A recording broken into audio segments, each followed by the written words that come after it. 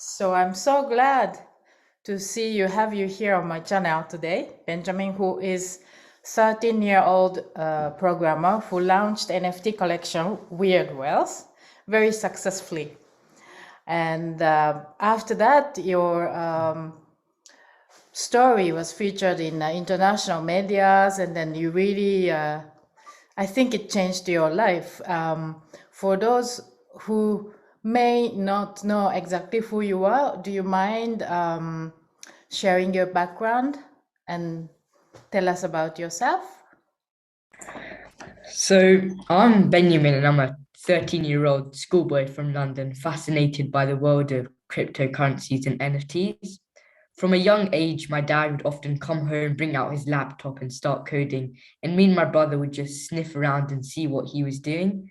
And he noticed we were really curious in him coding, so he got us set up with laptops, and we started coding originally just as a small little fun learning experience that we would do Mhm. here and then.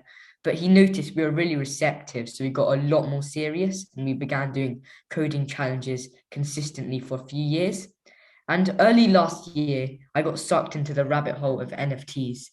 And I found them interesting originally as an online flex, but I later started to admire the artwork and the utility. And my dad's friend, he'd bought an NFT called a Rare Pepe for $27,000. And Mhm. I instantly became fascinated that he was willing to spend this much money on a JPEG. But he then sold it a few months later for $500,000. Wow. And this is just fascinated me that someone was willing to spend this much money. So I got into the NFT rabbit hole and started learning and researching. I then launched my first collection. Unfortunately, I didn't sell any of them, but I then moved on to Weird Whales, which was my second collection, and it consisted of 3,350 weird whales in a pixel format, and they mimicked CryptoPunks, coming in four different formats: normal, zombie, ape, and alien. I posted a thread on Twitter on how I was able to launch an NFT collection at such a young age, and the thread went viral. People were connecting with my story, buying these whales, and I'm really happy that people wanted to support my story. Mhm, mhm, mhm. And this collection, Weird Wells, you have done your smart contract as well, right? Yes. How did you do it? By yourself? You had some support of your dad? So I had a lot of support from the open source software, Mhm. open source community. There's lots of open source software online that helps you build an NFT collection. So when you make an NFT collection, you create all the different base and trait layers for your NFT, and you put them into this Python script, and it generates your NFTs by putting all your traits and base layers together, making Yeah. composite layers. And originally, I didn't know how to do this. I didn't know where the script was. But after chatting to some apes online in Discord, they sent me over to a radiologist from South Africa called V. Mhm. And he kindly shared with me the Python script used to generate your NFTs. And I generated my weird wells, and people were saying that they looked really cool and I should go ahead with the project. So after that, I moved to the smart contract, and the smart contract is not that hard, to be honest. You just look at existing smart contracts which you can find online, and you just change it to fit your collection. And due to my background in coding, I was then able to launch a website with the help of some developers online. Yeah. And when I launched this website, what it is, it allows an easy minting experience for your users. So instead of them go to the contract and try mint it there, they can just go to your website, put the amount of NFTs they want to mint and mint it. And that's basically the three main stages to launch an NFT collection. Of course, you need to market your NFT as well, but I just posted a thread. I didn't expect to sell any of them, but it kind of just blew off and went viral. And so the your NFTs are minted on your website, Yeah, so or they mint it from the website, and then once all of them have been sold, people then can then buy, sell, and trade them right, on the secondary market, like a right, website like OpenSea. right. And loyalties you are getting from the secondary market. Can you explain how it works from your experience, please? So once all your NFTs are sold out, they then appear on the secondary market.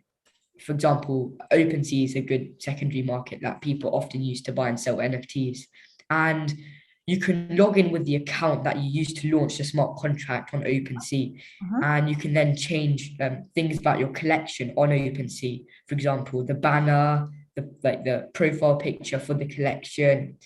And you can also add royalties. So most collections put a royalty of about 7.5% or 10%, but I was only here for the education, and all the money I made was secondary. So I put a really low royalty of 2.5%. So every time a weird well gets sold, I get 2.5% of how much it was sold for. Right. And this royalty, you can change the setup during the, how do you say, for example, now, if you want to increase from 2.5% to 5, you will be able to do so. Is that correct? Yes, I will be able to do so now, but I'm just going to stick at it at 2.5%. Really?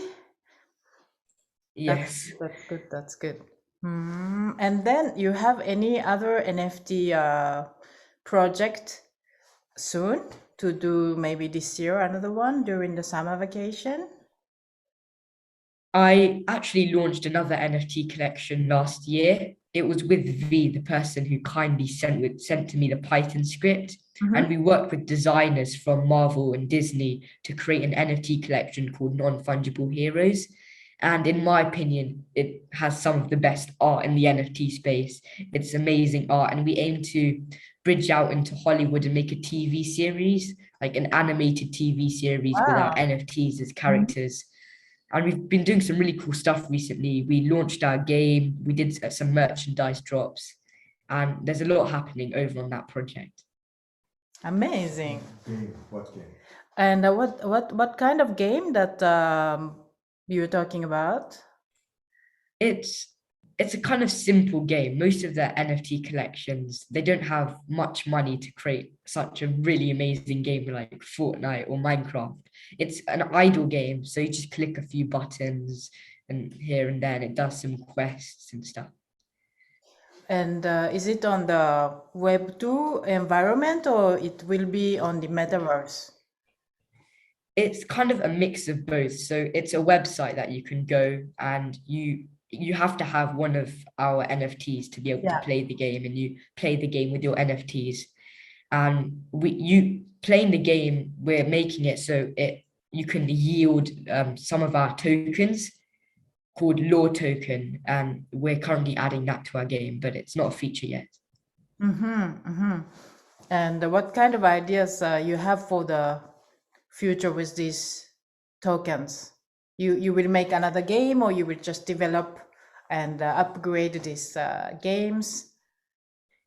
So in the future, we're aiming to keep on building and see where this takes us. And if we do get the funding, we could definitely make a better, way better game. Way better game. Okay. It's amazing what you do. And how long do you spend every day? How I don't know, 1 hour or 20 minutes? How much time do you spend to do coding and working on your projects? So during the school week, I come back from school at 4 o'clock in the evening, and I try to get my homework, get it out of the way, and make sure I'm up to date with any schoolwork that I have.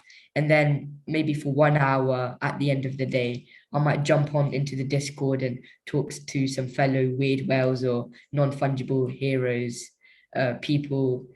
But I don't spend that much, as I do have a lot with school and Right. exams to prepare for.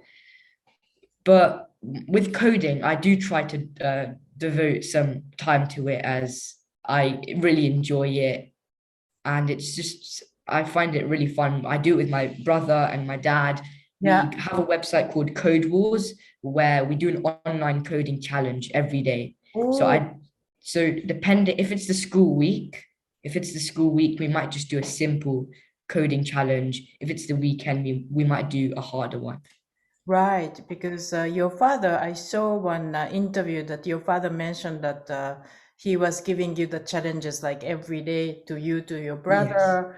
and it is very important to be consistent and do it Yes. regularly so you have like already, I don't know, 7-8 years of that, right? Yeah, Amazing. so I started when I was 5 and my brother started when he was 6. So it's a long time since we've been doing it. And you also said that reading the codes, you think it's more important than actually being able to write, right? Yes, yeah. So the ability to read code, in my opinion, is more important than being able to write code, because the majority of your time you're spending reading code, looking at other people's code. And if we're able to look at other people's code and evaluate it, say what's the positives and the negatives, that will have a big impact on your coding experiences in the future. And how, if you are not writing, do you try these codes that you are reading from the other people, like from GitHub or anything? How do you try it to see what they are doing? Or you can already, how to say, naturally doing it in your brain automatically? How do you do it? So normally when I look through code, I kind of run through it in my brain. So I see what it's doing, what this function is doing, what this Right. variable is doing. But if I want to get a bit more curious, I can pull it from GitHub and run it on my own machine and see how it works. Wow, wow, wow. I just cannot believe that you are so young and you have already acquired all these skills that is even very, very difficult. Maybe it's more difficult for older people to learn. I did a little bit of coding, but it was very, very tough. Very, very tough. Yeah. But your background is finance as well. Yeah, well, my background is finance. I've been in like 20 years in banking. So I was more analyzing the markets, meeting clients, and this NFT. Now we have 265,000 users, OpenSea 1 million users at least, and the market was 22 billion or 25 billion US dollar last year.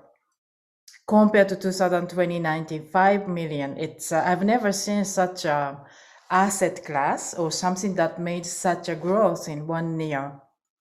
What do you think about it, the future of NFT? How do you see it in The future is definitely bright, as Yeah. I think that only 99% of NFT use cases are waiting to be discovered. So currently, it might just seem a bit heretic. It might just seem a bit weird that 8 pictures are going for millions, but NFTs do play an important role in the future. I can imagine everything from tickets, passport tickets, airline tickets, house deeds turning into NFTs, as everything can be verified via the blockchain. So there's definitely a bright future ahead. Right, I totally agree with you that now we are only have aware of 1% of utility of NFT, that how we can use NFTs. You said air tickets. What Yeah, else? airline tickets, Yeah, passport tickets, just house deeds, everything that that can be digital or can have a digital component can move on chain and turn into an NFT. right. Can you explain the difference between JPEG and NFT? What is the difference? Oh, can What you is- please explain the difference between JPEG and NFT to the people who So often you'll just hear skeptics say it's just a JPEG, but there are actually many components behind an NFT. So you've got the metadata, which it's a metadata is like the description about your NFT. You've also got the actual picture itself. You've got the transaction on the blockchain, and there's an NFT can be any multimedia object. It can be a text file, a tweet. The first tweet ever posted on Twitter by Jack Dorsey, the founder, recently Right. sold for millions. Right. Okay.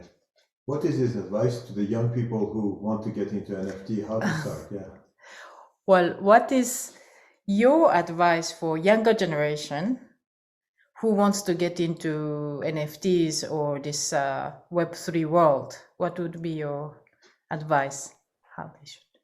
So there's a saying that goes, the best time to plant a tree was 20 years ago, and the second best time is now. So don't feel upset that, oh, I didn't go into NFTs early days. You can still get into NFTs now. Just you need to educate yourself, learn about this space, and be focused more on the education rather than the price speculation, because that's why most people join the space, just to make money. But if you want to be in the space for long term, you need to focus more on the education. Amazing, Very good. amazing. How did you learn about programming? How to learn about the program concretely? How did you learn about programming?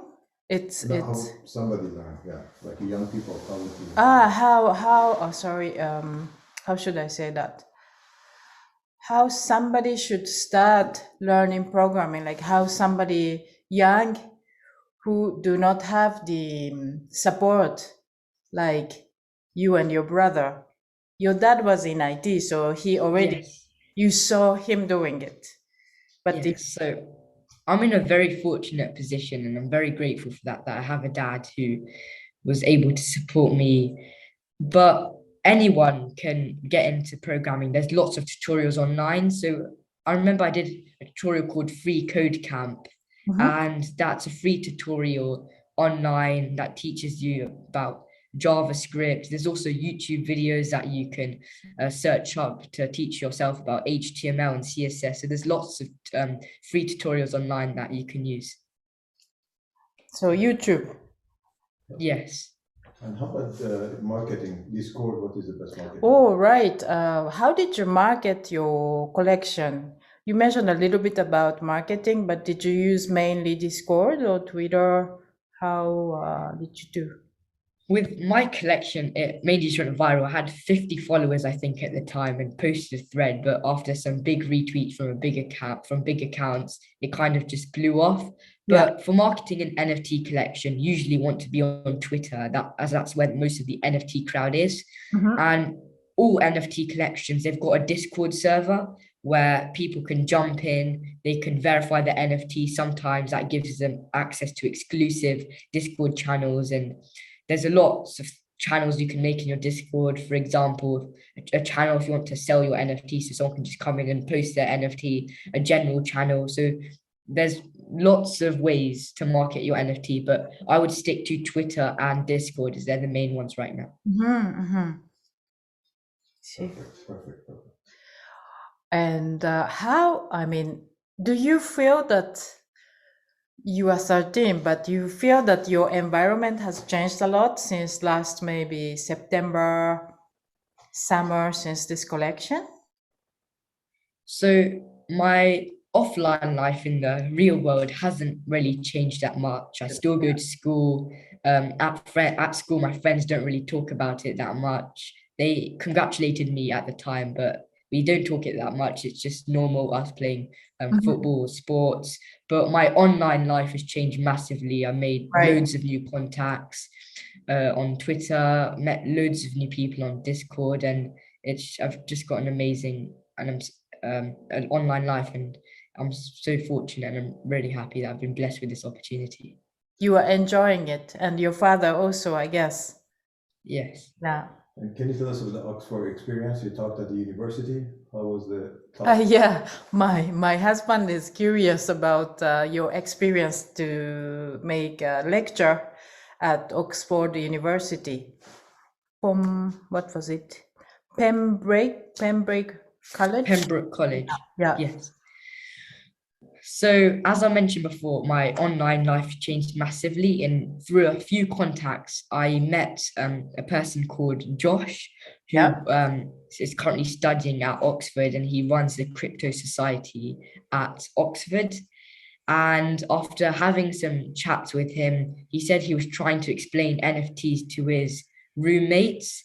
And one of them, as a joke, just said maybe you should go and get Ben to do a lecture. And he kind of ran with the idea, got it all set up, and I was able to talk about my my journey in the NFT space, and how digital art has evolved and where this is all heading, and the metaverse. It's no longer a buzzword, it's real, it's happening, it's going to change our online society. and I was able to talk about all of that at Oxford, and it was an amazing experience. All the people at the event were really receptive. And how metaverse will change the life? How metaverse? How metaverse will change your life? That's another question. Yeah.